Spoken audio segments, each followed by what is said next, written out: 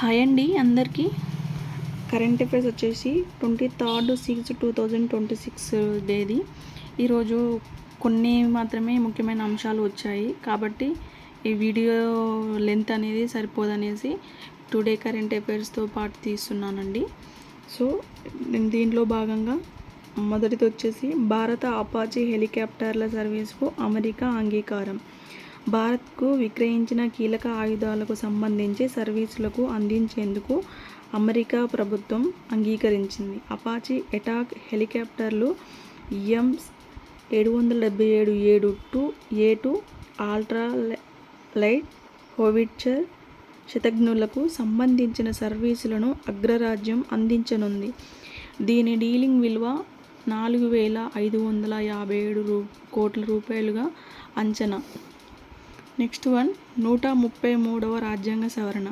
చట్టసభల్లో మహిళా రిజర్వేషన్ల చట్టాన్ని అమలు చేయడం కోసం కేంద్ర ప్రభుత్వం డీలిమిటేషన్ మళ్లీ తీసుకురావడానికి సిద్ధంగా ఉంది.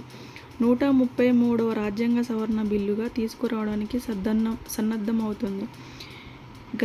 గత 131వ రాజ్యాంగ సవరణ బిల్లు ప్రతిపక్షాల వ్యతిరేకత కారణంగా వీగిపోయింది. 2011 జనాభా లెక్కల ప్రకారం రాష్ట్రాల్లో అంతర్గతంగా నియోజకవర్గాల సరిహద్దులు మారనున్నాయి. డీలిమిటేషన్ తర్వాత లోక్సభలో ప్రస్తుతం ఉన్న 84 ఎస్సీ సీట్లు 136కు పెరుగుతాయి. ప్రస్తుతం ఎస్సీలకి 15.46% సీట్లు రిజర్వేషన్ కాగా ఇవి 16% పెంచనున్నారు. ఎస్టీ వారికి 47 నుండి 70 వరకు ఎగబాకుతాయి. దాంతోపాటు జూన్ 24 కరెంట్ అఫైర్స్ చూద్దాము. మెట్రోపై చర్చలు.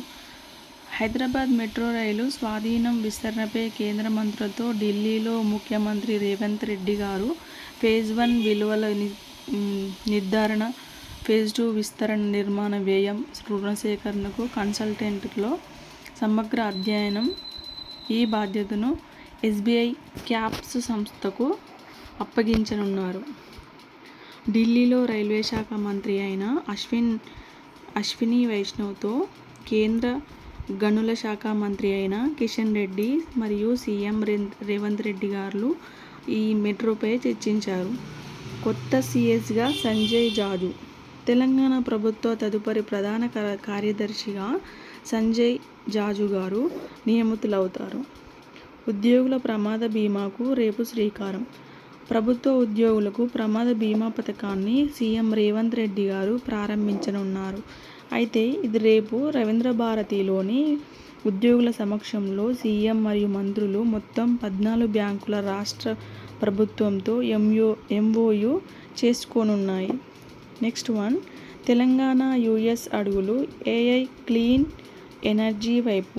తెలంగాణ యూఎస్ భాగస్వామ్యం కేవలం సాఫ్ట్వేర్ రంగానికే పరిమితం కాకుండా కో-క్రియేషన్, లైఫ్ సైన్సెస్, టీకాల తయారీ, ఏరోస్పేస్, డిఫెన్స్ రంగాల్లో బంధం మరింత బలపడింది. అమెరికా 250వ స్వాతంత్ర దినోత్సవాన్ని పురస్కరించుకొని హైదరాబాదులో విందు కార్యక్రమాన్ని నిర్వహించారు. హైదరాబాదులో యూఎస్ఏ కన్సులేట్ ప్రక్కన ఉన్న రోడ్డుకు డొనాల్డ్ ట్రంప్ అవెన్యూగా నామకరణం చేస్తూ రూపొందించినటువంటి ప్రత్యేక శిలాఫలకాన్ని అమెరికా రాయబారి అయినటువంటి సెర్గియో గోర్తో కలిసి ఉప ముఖ్యమంత్రి బట్టి విక్రమార్క గారు ఆవిష్కరించారు. నెక్స్ట్ వన్, సముద్రం అడుగున డేటా సెంటర్.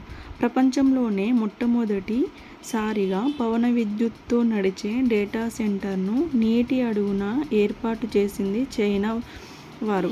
భూమిపై ఉండే డేటా సెంటర్లతో పోలిస్తే ఇది 5వ వంతు తక్కువ విద్యుత్తును వినియోగిస్తున్నది. నీటి వినియోగం అనేది చాలా అత్యల్పం. షాంఘై లింగాంగ్ సముద్రగర్భ డేటా సెంటర్ ప్రాజెక్ట్ 24 మెగావాట్ల సామర్థ్యాన్ని కలిగి ఉంది.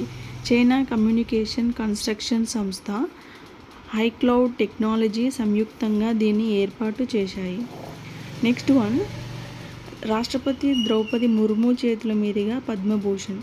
పద్మభూషణ్ పురస్కారాన్ని అందుకుంటున్న టెన్నిస్ దిగ్గజం విజయ్ అమృతరాజ్ మరియు పద్మశ్రీ భారత స్టార్ క్రికెటర్ రోహిత్ శర్మ ఈ అవార్డును స్వీకరించారు. పద్మశ్రీ ఇంకా ఎవరికి వచ్చిందంటే కుమారస్వామి, తంగరాజ్, కృష్ణమూర్తి, బాలసుబ్రమణ్యన్, శ్యామలారెడ్డి మరియు చంద్రమౌళి గడ్డమనుగు వారికి ఈ పద్మశ్రీ అనేది వచ్చింది. కేంద్రం ఈ ఏడాది గణతంత్ర దినోత్సవం సందర్భంగా 131 మంది పద్మ పురస్కారాలను మరియు మే 25న నిర్వహించిన తొలి విడతలో 2 పద్మవిభూషణ్, 6 పద్మభూషణ్, 57 పద్మశ్రీ, తాజాగా 2 పద్మవిభూషణ్, 7 పద్మభూషణ్, 57 పద్మశ్రీ అవార్డులు అందించారు. సో టుడే కరెంట్ అఫైర్స్ అండి. ఎస్టర్డే ఈ రోజుది 2 కలిపి మీకు కరెంట్ అఫైర్స్ను ఇచ్చాను. ఇంకేమన్నా ఇందులో తప్పులుంటే క్షమించండి. ఈ మొత్తం పద్మశ్రీ అవార్డుకి సంబంధించిన కరెంట్ అఫైర్స్ అనేది చాలా ఇంపార్టెంట్ కరెంట్ అఫైర్. అందులో భాగంగా మళ్ళీ ఇది సముద్ర అడుగున డేటా సెంటర్ అనేది కూడా ఇది కూడా ముఖ్యమైన కరెంట్ అఫైర్స్ అండి. రోజు నా కరెంట్ అఫైర్స్ని ఫాలో అవ్వండి. స్కిప్ చేయకుండా మొత్తం వీడియోని చూడండి దయచేసి. మీకు నచ్చితేనే లైక్ చేయండి, షేర్ చేయండి, సబ్స్క్రైబ్ చేసుకోండి. ఇలాంటి వీడియోస్ని ఇంకా పోస్ట్ చేస్తూ ఉంటాను రెగ్యులర్గా. సో నన్ను సపోర్ట్ చేయండి, లైక్ చేయండి, మీ ఫ్రెండ్స్కి కూడా షేర్ చేస్తారని ఆశిస్తూ నా నవి స్టడీ ఛానల్ని సబ్స్క్రైబ్ చేసుకుంటారని ఆశిస్తూ అందరికీ థ్యాంక్ యూ అండి. Thank you so much.